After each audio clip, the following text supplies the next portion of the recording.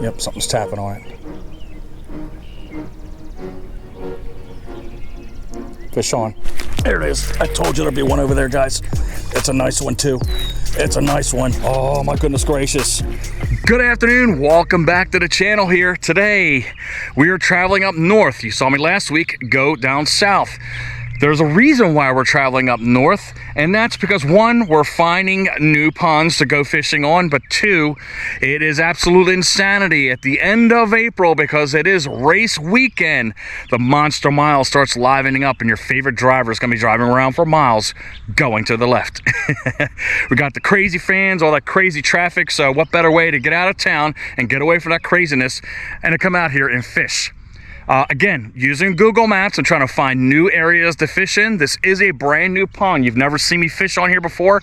I honestly don't even know what's in here. I think there's another pond right over here behind these trees, but hopefully we can try to get some fish on the end of the line. We're going to throw some classic baits out there. One's real old school that you saw my late buddy Oakster use all the time. It was his favorite plastic, and of course we're going to get the original chatterbait out there. We're just going to light it up and see what happens, guys. So stick with me. Let's tie these baits on. Let's start casting around, and hopefully if we get lucky, guys, we get one of those big green beauties up on the end of the line.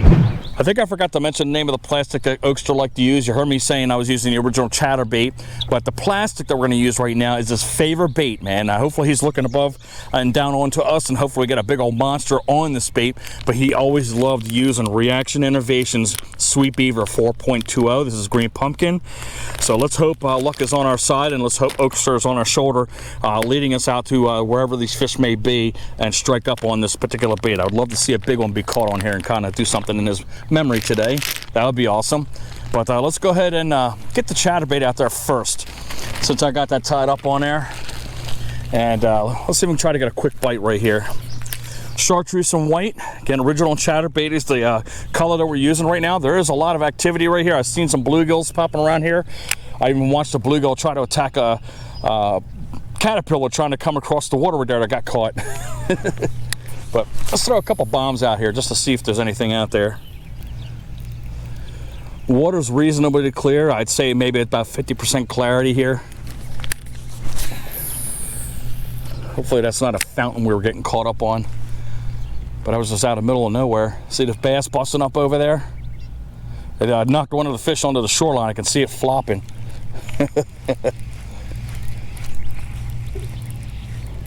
Looks like on this end it's kind of shallowish. We did have a whole lot of rain all day long, heavy downpours, and it looks like it filled this pond up pretty well, because you can notice that's not grass that normally grows underneath the water, guys. That's grass that grows right here. So the shoreline looks like it's about maybe 10 foot underneath the water here where the table should be, but that's okay. I mean, that draws the fish in a little bit more closer to us if they're here. Look at all those minnows scattering all the way over there. We're gonna get on the other side of that bush and we're gonna throw on that kinky beaver.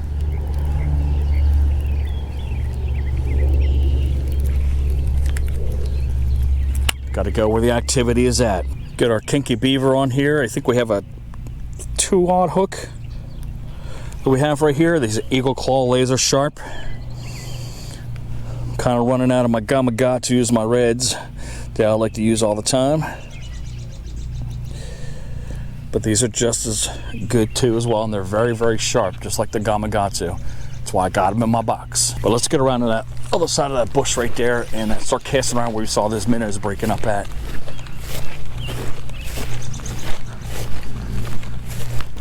Look, we got an overhead view. Look at them all, guys. See them?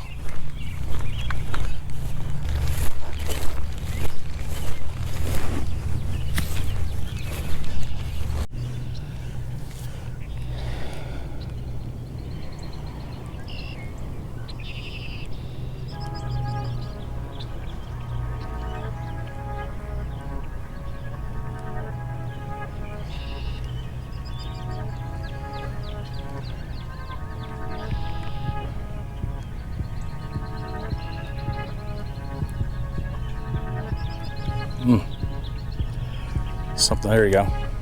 Fish on. There you go. He picked it up and then dropped it. Oh. All right, decent sized fish, guys. I thought it was a bluegill that was tagging me, and then I dropped it, and you can see that little wake come after him, or after the bait there, but there's definitely bass in here. All right, man. I'm happy with that. Still a definite chill on the fish right here. I can feel it. So the water is still a little cool, but not too bad. That's about a pound and a half respectfully. But I'm glad there's fish here. But that was a pretty cool strike right there. Off she goes. I think what we're gonna do is we're gonna work the shorelines with the kinky beaver, and then we'll get out the chatterbait out there and bomb out towards the middle. But there's just too much activity going on over here on the shoreline.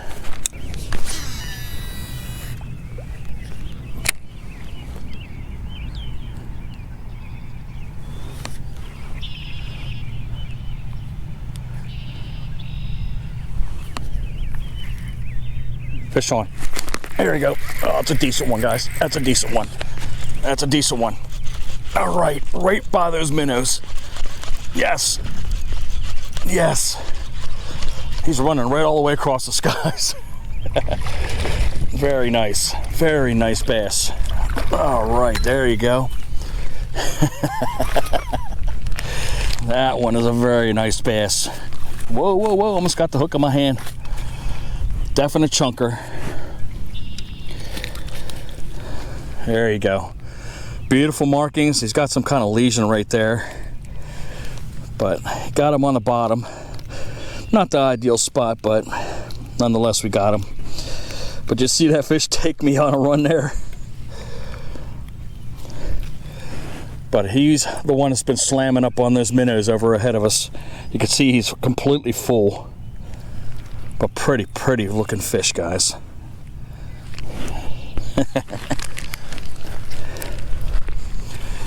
All right, so far I'm liking this pond. Off she goes. Kinky beaver is getting it in right now. As we're moving over here, we got the fresh new kinky beaver on here. I always tell you multiple times, being aware of your surroundings. Just don't be focused on right in front of you. Look around, man. Listen. You saw me watching those minnows busting up all along the shoreline. Both of those fish were caught right after I came through those bait balls. You always want to cast over and come through. But they're real close to shore. I'm hoping there's some over here by the reeds.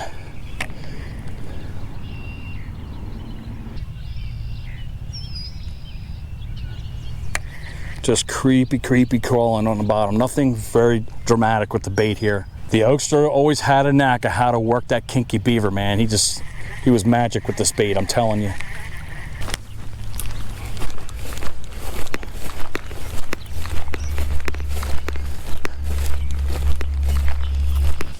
I'll try to get in between those reeds right there.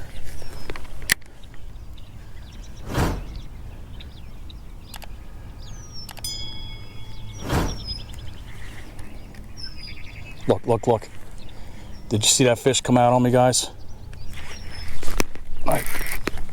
Oh, he snapped off. There was a fish in there. You saw that wake come out. Oh, my goodness gracious.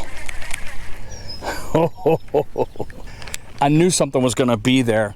You can see how tight the stalks are for the reeds right here, but as they get further out, you can see how they separate. And if you cast it between those separations right there, sometimes there's bass sitting right in between those gaps.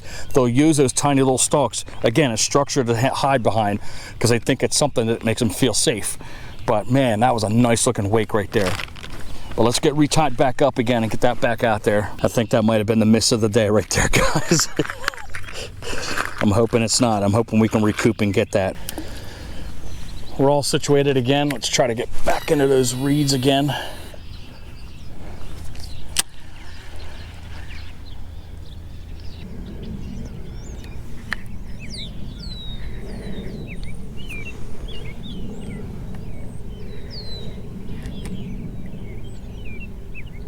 Is that a fish? Oh my God, that was a fish. Dang it.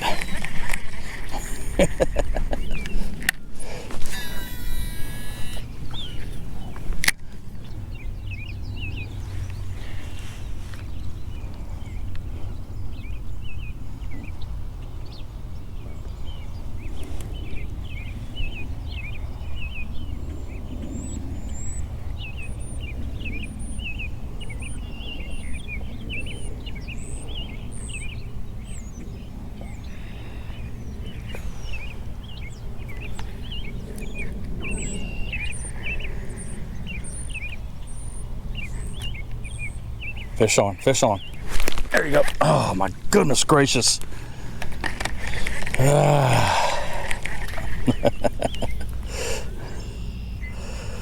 Man, oh man. Well, this would be the reason why I'm not getting the fish, because I don't have the appendages open. Not to say that that's what's going to catch them. The hook's going to catch them, but I always keep forgetting to do that. But there's definitely a fish over there. We're going to get him.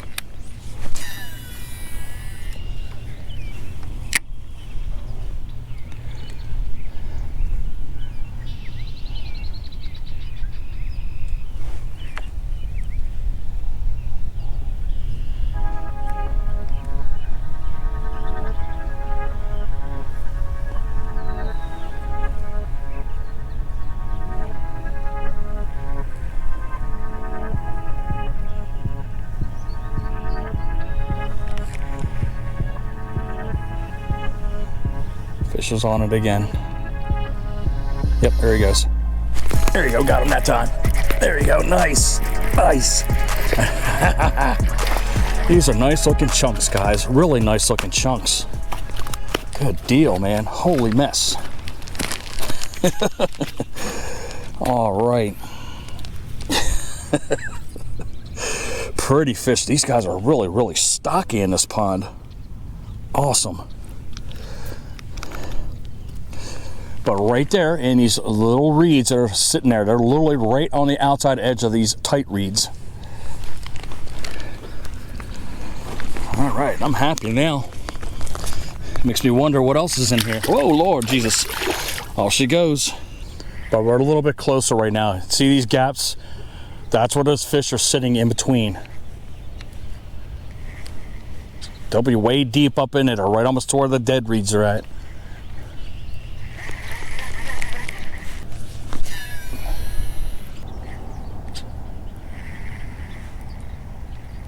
Oh, there's a fish right there. He's moving. There you go, little one. Oh, he's on the land. He's on the land. He's on the land. We got him. Dinky do. Off she goes. Oh, this is nice right over here. Real nice spot. So we're on the back side of the reeds you just saw me catch that chunk on. Let's see if there's something here on the other side. I got a feeling there's probably gonna be something right in that corner right there.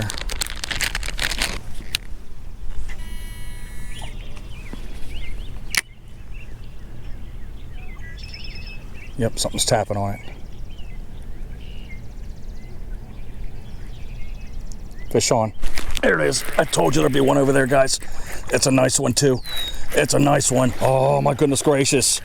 Oh my goodness gracious. Yes. What did I tell you, guys? What did I tell you? Right in that corner. Outstanding. Wow, that's a good 3-pounder, guys, easily. Wow. Wow, wow, wow. All right, we definitely need to get the pliers on that one. He's got it right in the gullet.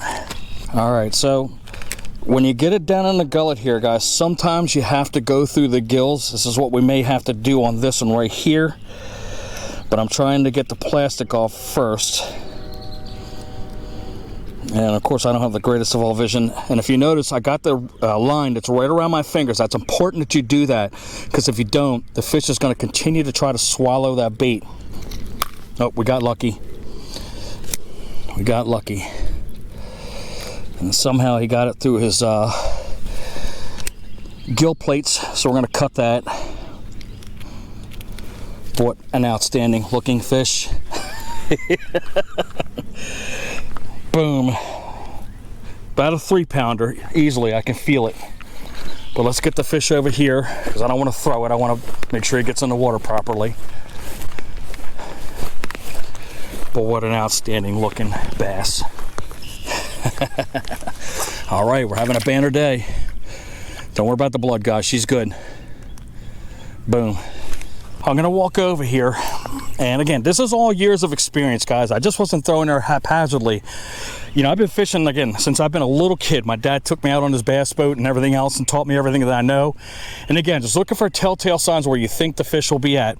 And this is perfect. You saw on the last episode where I cast it into that tiny little cove. Same exact situation. You can see where all the stuff that's hanging right on the edge right here, that's this brown stuff right here. But you can see that little cut that's right there. There's this nice little clean gap, and where I think the fish was sitting at was underneath of this brown stuff right here. So as soon as I flipped up in there, that fish was on it, but I knew that was a prime spot for an ambush for a fish to come out and get that bait. So thanks, Dad, for all of the tutelage back in my day as a kid. It paid off right there. But again, you just got to kind of figure out what you need to know in order to get fish on that line. Just don't throw haphazardly out there. That's why I'm always on YouTube all the time, trying to learn and research and gain my knowledge, guys, and I'm talking to people on the docks and out on the banks. But let's go ahead and get that rig back up. I'm excited. That was an outstanding fish, man. My God. But what a great Google Maps find. Let's get back in here one more time. Can we come out here with another fish?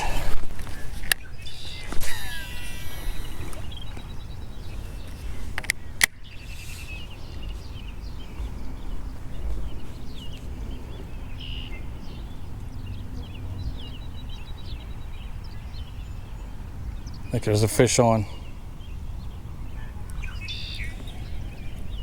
Yep, fish on. There we go, fish on. We got one. Oh, that's a good one too.